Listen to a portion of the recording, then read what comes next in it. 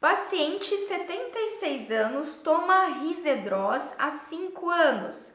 Parou há 6 meses e queria fazer implantes. Pediu CTX e deu 0,277. É seguro fazer os implantes, sendo que seriam extrações seriadas também. A Patrícia precisa fazer exodontia e depois implante, só que o paciente dela tem 76 anos, tomou risedronato por 5 anos, parou há 6 meses, certo? E ela avaliou o CTX, deu 2,277, enfim, ela está em dúvida. Vamos lá. Patrícia, de antemão, eu já posso te dizer que você tem vários pontos cegos aí, tá?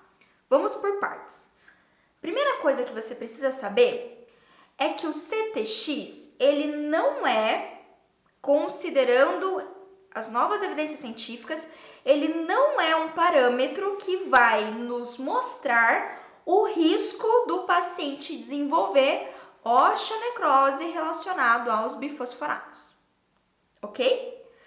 Poxa, mas ele veio alterado, Pamela. Sim, ele virá alterado. Por quê? Porque o paciente faz uso de um medicamento que altera o CTX. Pamela, olha, caí de paraquedas aqui, nunca ouvi falar no CTX. O que é o CTX?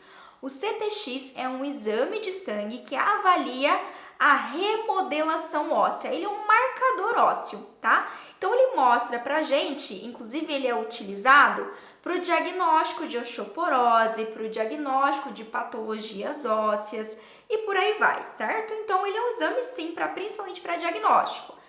Existiam algumas evidências, já peguei alguns artigos mais antigos, colocando valores de CTX que indicariam se você pode ou não executar um implante ou uma exodontia, por exemplo, entendeu? Só que qual que é o problema? Esse exame, ele te dá como que está a remodelação óssea do seu paciente, se ela está mais lenta ou se ela está um pouco mais otimizada ou se ela está normal. Só que ele não te traz uma informação de risco. O fato do paciente ter um CTX aumentado, diminuído, geralmente está aumentado quando faz uso de bifosfonato. É esperado que você encontre essa alteração, porque o paciente está fazendo uso de um medicamento que altera. Quando a gente tem um aumento no valor do CTX, o que esse exame está me mostrando? Que a minha remodelação óssea está mais lenta. Esse é o objetivo de um paciente que faz uso de risedronato, né? Risedronato é um bifosfonato, ok? Outro fator importante que você precisa falar. Então, esse é um ponto cego crucial, tá? Não seguir pelo CTX. Se você quiser continuar a solicitar CTX, beleza, mas esse não vai ser o seu principal norte para avaliar o risco desse paciente. Qual vai ser então? Vamos lá que eu vou te dar de forma super resumida, Patrícia, super resumida mesmo, eu vou ser rasa na minha resposta, tem muitas outras coisas que você precisaria aprofundar no seu conhecimento, mas eu vou tentar te dar um norte. Por quê? Porque quando a gente tem o mínimo de informação, mesmo que seja uma dica ali, isso ajuda demais você ser efetiva no seu atendimento, né? Ser resolutiva e segura no seu atendimento odontológico, tá bom? Bom, vamos por partes. Então, você já descobriu que ele faz uso de risedronato. Isso é, antes de mais nada, importante. Uma vez que você descobriu, a primeira coisa que você tem que identificar, vamos colocar ali um cálculo de risco aqui de acontecer a osteonecrose relacionada ao bifosfonato. Por causa de uma exodontia, por causa do implante, por aí vai. Você tem que colocar o primeiro filtro, a primeira avaliação vai ser: para que o paciente usa risedronato? Para que o paciente usa risedronato? Por quê?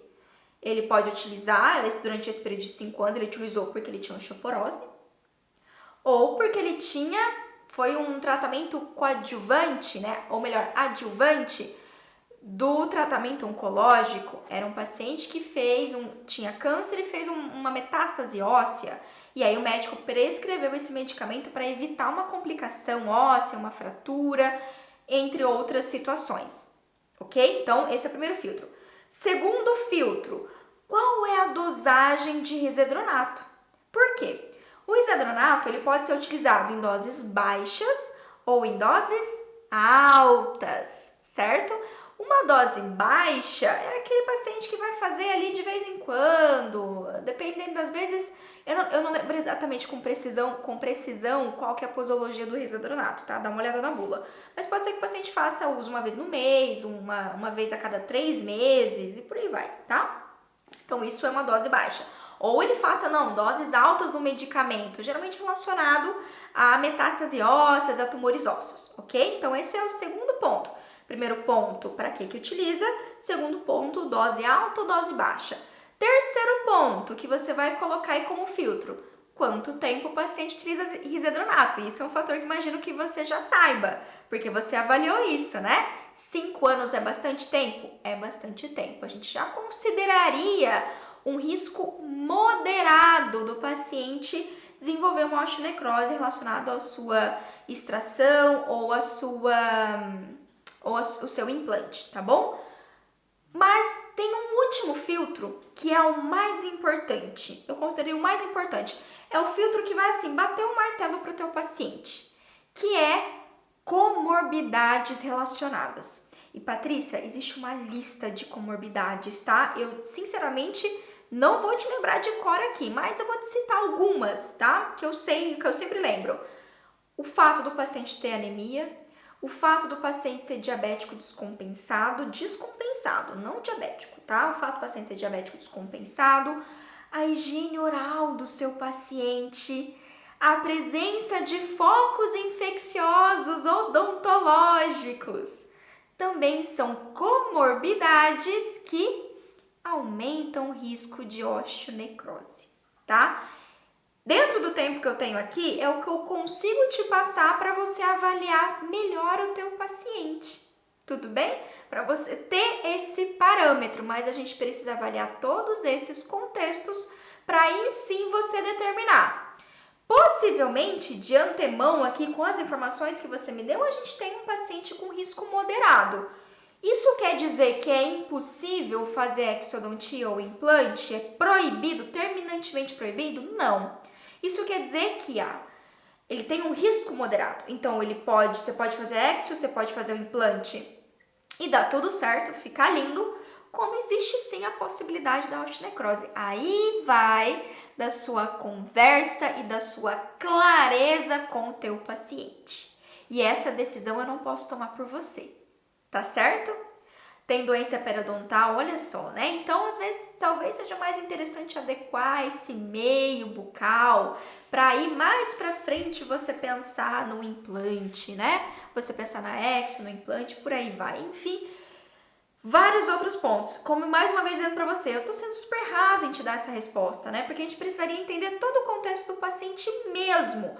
Todas as alterações sistêmicas envolvidas, como está o meio bucal realmente dele, mas esses são os 3 filtros aí para você, tá? Deixa de lado um pouco o CTX, ele nesse cálculo de risco ele não entra, as novas evidências não colocam ele,